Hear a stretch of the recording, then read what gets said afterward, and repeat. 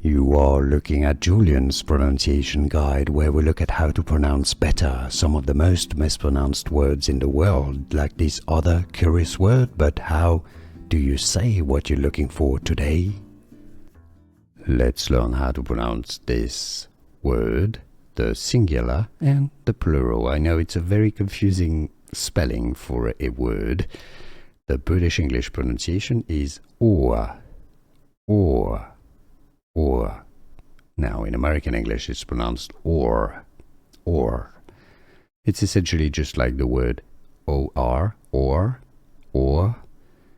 The plural is pronounced ors with a Z sound, a naturally occurring solid material, or.